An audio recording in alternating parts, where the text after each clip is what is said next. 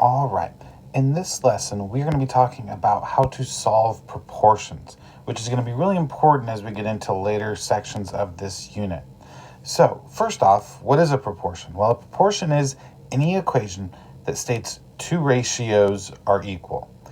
So if you've got two ratios, and again, anytime you hear that word ratio, what you want to be thinking of is fractions. In other words, it's an equation where it says that two fractions are equal.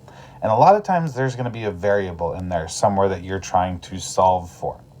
Now, in general, a proportion is going to be written as follows. You're going to have some number A divided by some number B equal to C over D. So you've got kind of one fraction equals another fraction. Now, what you're allowed to do, and if you wanted to rewrite this equation, is you can do what's called cross multiplying. So you can take your numerator of the first fraction, so the top part, which is A, multiplied by the denominator of the second fraction, which is that bottom part, which is D. You can also do the same going the other way. So you can take B and multiply by C. And what the cross product property says is basically that those two numbers that you get should be equal to each other. And then if there's a variable involved, then you can solve for that variable. Let's take a look at a few examples of this. So we're going to solve each of the following proportions using the cross product property, rounding to the nearest tenth. Okay, so if we end up with any fractions, we'll go ahead and do that. So let's start by cross multiplying. We're going to take 4 multiplied by 7, and we'll go ahead and simplify that as 28 is equal to, and then we'll cross multiply on the other side. So we'll take x multiplied by 2, which most people would probably prefer to write 2x.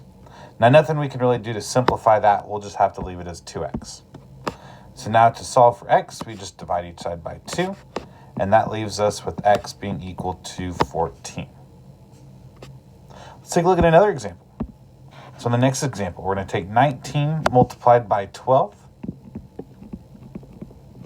is equal to 10 multiplied by x.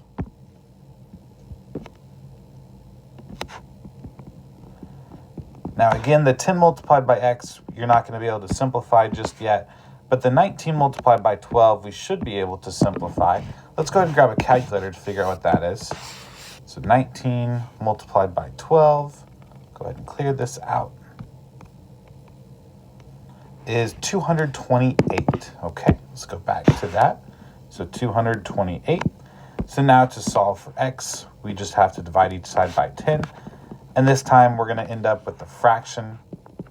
So if we take that number that we just got, so 228 divided by 10, which I guess I'll have to type in, 228 divided by 10, is equal to 22.8. And that's already to the nearest tenth, so we don't even have to worry about rounding. All right. Now is where we get to some of the ones that you have to be a little bit more careful with. Now, they'll start off kind of the same. So we're going to end up taking 6 multiplied by 13 is equal to, we're going to take x minus 1 multiplied by 19. Here's where you need to be careful. Anytime it's more than just one expression, so more than one term, like x minus 1, it needs to go in parentheses. And what's going to happen is you're going to have to end up distributing to both the x and the 1 that 19 that you're multiplying by. Let's go ahead and multiply 6 and 13 first. So if you take 6 multiplied by 13, that's going to end up being 78. And now we'll go ahead and distribute the 19. So x multiplied by 19 is 19x. And negative 1 multiplied by 19 is a minus 19. Okay, so let's go ahead and solve this equation now for x. So we'll add 19 to each side. So that'll give us 97 on the left side is equal to 19x on the right side. And now we'll take 97 divided by 19, which is 5.105. So to the nearest tenth, that would be 5.1.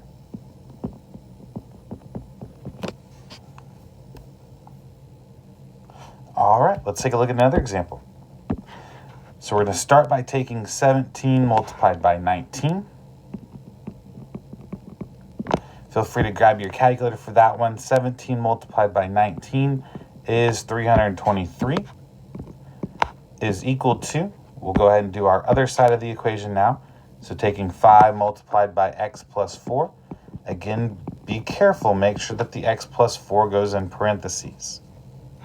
So we'll go ahead and distribute the 5. So 5 multiplied by x is 5x. 5 multiplied by 4 is 20. And now we've got an equation where we can solve for x. So we'll start by subtracting 20 from each side. That leaves us with 303 is equal to 5x. And then divide each side by 5. So type that into a calculator. Should end up being 60.6 to the nearest tenth. All right, I think I've got about 4 more examples for us and we'll be done with this lesson. Let's take a look at the next one. So on the next one, we're going to start by taking 2x minus 9. Remember to put that in parentheses. Multiplied by 20 is equal to 10 multiplied by 9. Now the 10 multiplied by 9, you can simplify pretty quickly. That's just going to be 90. On the other side, we're going to have to do a little bit of distributing. So we're going to start by taking 2x multiplied by 20 is 40x.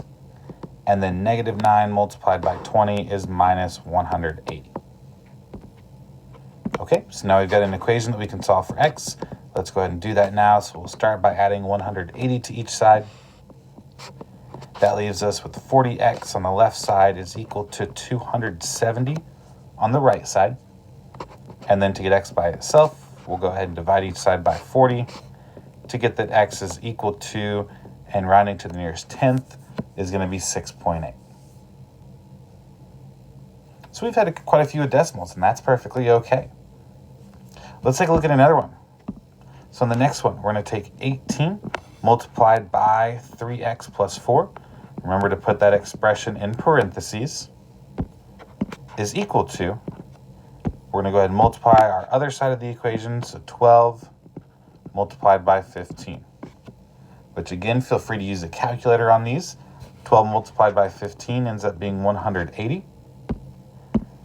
And then on the left side, we'll go ahead and distribute the 18.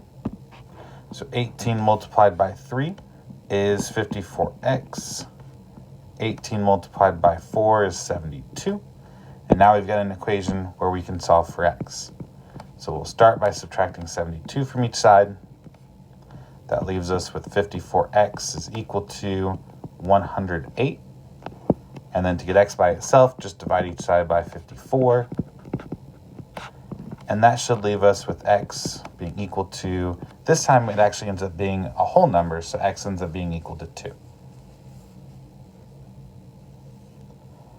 All right, 2 more to go. Now we're going to see where there is the possibility for having some variables kind of in 2 different places. And that's okay. You're just going to have a little bit more distributing to do, but the rest of it's going to work the exact same. So we're going to start by taking 3 multiplied by x minus 11. Again, remember to put that in parentheses. And then we'll take our other side of the equation, which is x minus 20, and multiply that by 18. All right, so let's go ahead and simplify each of those sides of our equation. Starting with the left side, if we distribute the 3, 3 multiplied by x is 3x, and 3 multiplied by 11 is 33. It was a minus 11, so we'll make it a minus 33. We'll go ahead and distribute the right side of our equation. So if we take x multiplied by 18, that's 18x, and then 20 multiplied by 18 is 360. Again, it was a minus 20, so we'll make that a minus 360. All right, so now we've got our equation that we can start to solve. Since we've got variables on both sides, we need to get all of our variables to the same side of our equation. Remember, I like to move the smallest variable, but it doesn't matter which one. So I'm going to end up subtracting 3x from each side. That's going to leave me with negative 33 on the left side is equal to 15x minus 360 on the right. So now we can add over the 360. That'll give us a total of 327. Be careful, make sure and use a calculator if you're not sure. On the left side is equal to 15x on the right side. And then to get x by itself, we'll just divide each side by 15. You're going to end up needing to round a little bit. It ends up being 21.8 that x is equal to for this one. All right, last one for this lesson. We're going to do pretty much the same thing on this. So if you felt comfortable with that last problem, I would suggest maybe just pausing the video real quick and trying it on your own first. If you had a little bit of trouble, then follow along with me and you'll still have plenty that you can try on your own for the practice tonight. All right, so let's take x plus 16 and multiply that by 7. And then on the other side of our equation, we'll go ahead and take 6 and multiply by 3x plus 3. All right, so let's go ahead and distribute. I'm going to start on the right side. It doesn't matter which side you start on. So we'll take 6 multiplied by 3x is 18x. And then 6 multiplied by 3 is 18. On the left side then, we're going to take x multiplied by 7 is 7x. And 16 multiplied by 7 is 112. Again, feel free to use a calculator. All right. So now let's get all of our variables to one side. Again, I like to move the smaller variables, so I'll subtract 7x from each side. That'll leave me with 112 on the left side is equal to 11x plus 18 on the right side. Now we'll want to get rid of that 18. So that'll leave us with 94 on the left is equal to 11x on the right. And now to get x by itself, just divide each side by 11. You're going to have to round a little bit, so to the nearest tenth, that ends up being 8.6, which is equal to x. In the next lesson, we're going to actually see how we can start to use some of these proportions to help us with solving some geometric problems, stuff with dilations and scale factor and stuff like that. Until then, have a good rest of your day.